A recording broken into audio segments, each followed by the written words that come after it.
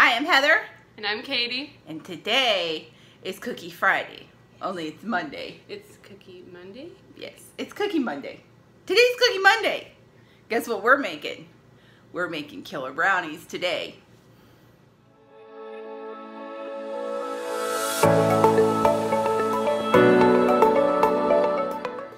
Okay, so technically it's not Friday. We were gone Friday all day. And technically brownies are cookies because they're bar cookies. So, but these are awesome. If you live anywhere around like the Dayton area, Dayton is known for a few things. It's known for the Wright brothers. It's known for National Cash Register.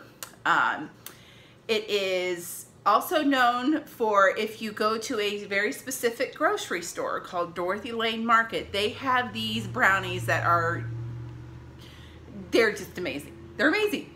And they're called killer brownies. Well, Dorothy Lane closely guards that recipe, so we had to kind of come up with our own because these are so good that you can't not share them.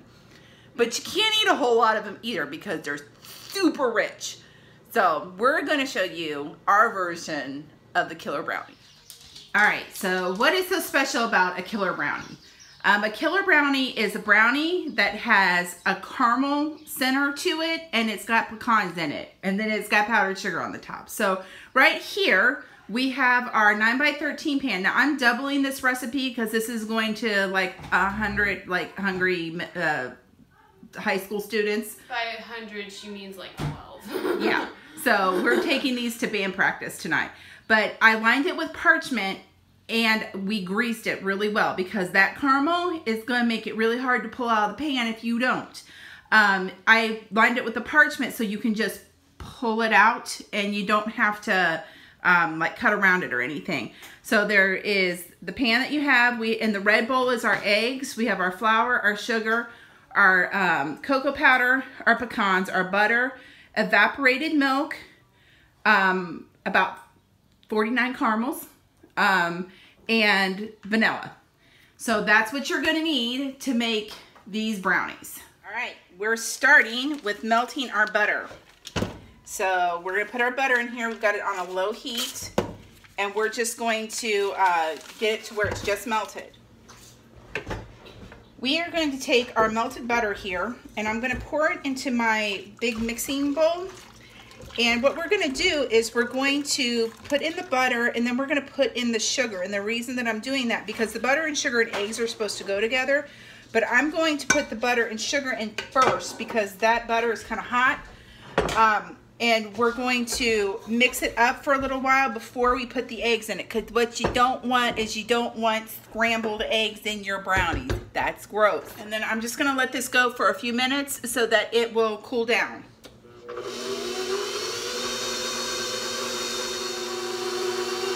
What I'm going to do now is I have my eggs slightly beaten in here, and it's in something that I can pour, and I'm just going to pour them into here slowly.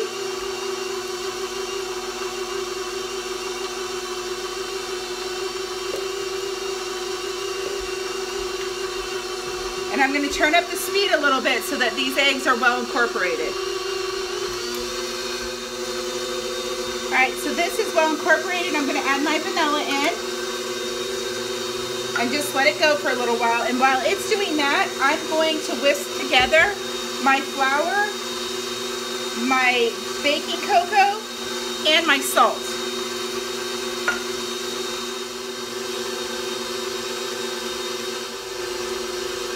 We are going to slowly add this to our egg, butter, sugar, vanilla mixture. We are going to take half of our brownie mixture and put it in this 9x13 pan that we've greased and lined with parchment. You want to spread it out and just kind of cover the bottom.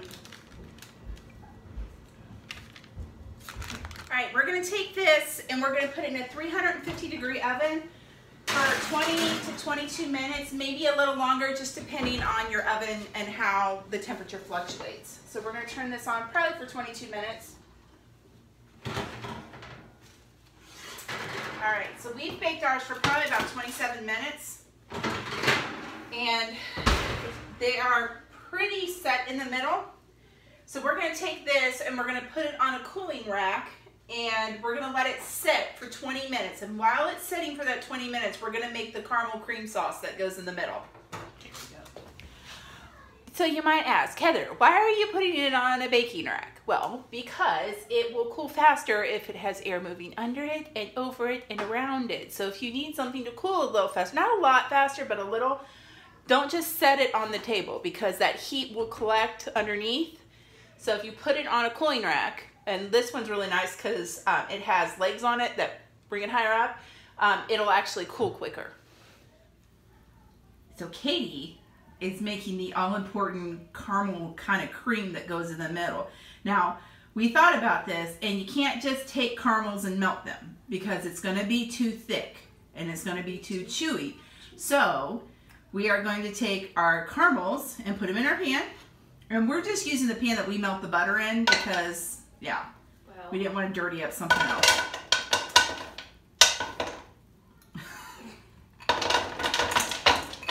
All right, so those are just the little individually wrapped caramels. And then now she's going to add evaporated milk to that. And so that's going to thin it out just enough that it's going to have like a real creamy texture. So she's going to cook that over a medium-low heat. And then by the time that that is melted, she's going to have to keep stirring it. But by the time that's melted, our brownies should be cool enough that we can put the caramel cream in the center of our brownies. You may also be asking, Heather, why wouldn't you just put the caramel on while it's still warm and help it melt it? Well, the problem is that if you put the caramel on, like I said, if you just melted it and kept it in that consistency, it would be too chewy. Now, if you put it on with the evaporated milk in it, it's gonna be too hot and it'll be too thin. It'll actually soak down into your brownie.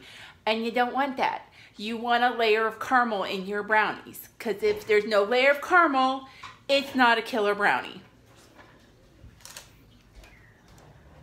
All right, so we are scraping out the last bit of the caramel here, and we're going to spread it around. Yes, that looks so good. Yes, it does. Yes, yes. And then we're just going to spread this so you have a layer of this caramel cream, kind of. Caramel deliciousness. It is awesome. And our oven is still on because we're not done baking this yet. We are going to bake another layer of brownies on top of this. We are now going to take the rest of our brownie batter and we're going to put just little spoonfuls of it all over the top. Don't try to put one big massive chunk of it because it will not want to spread. So we're going to just do little bits. Little bits.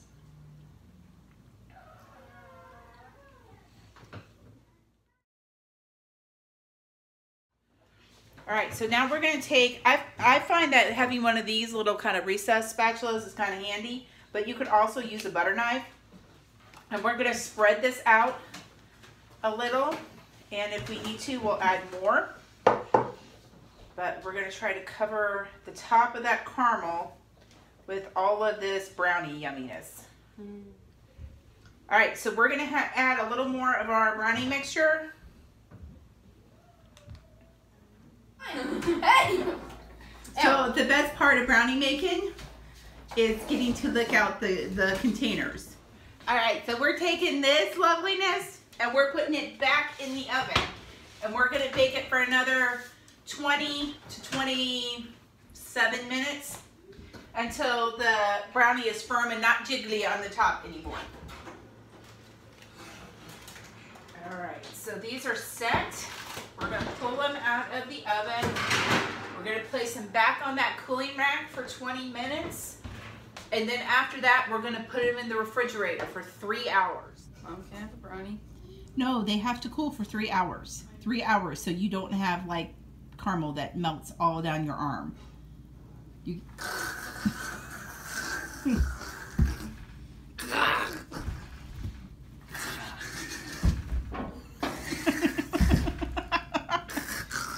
I don't think that Max liked my answer.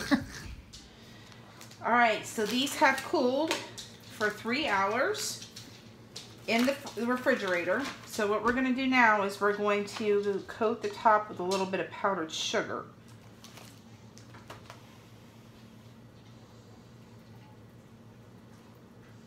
All right, so that's nice and pretty. All right, so here's the moment of truth. We're gonna see if these pop out of the pan real easily. Oh, yep, here we go.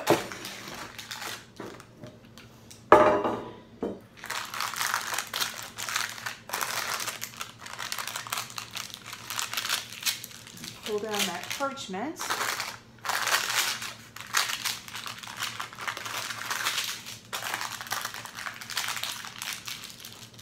All right.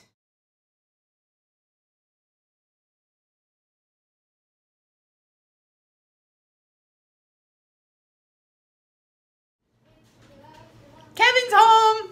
I come home and this is waiting for me. I can hear myself getting fatter. These are killer brownies. Killer brownies.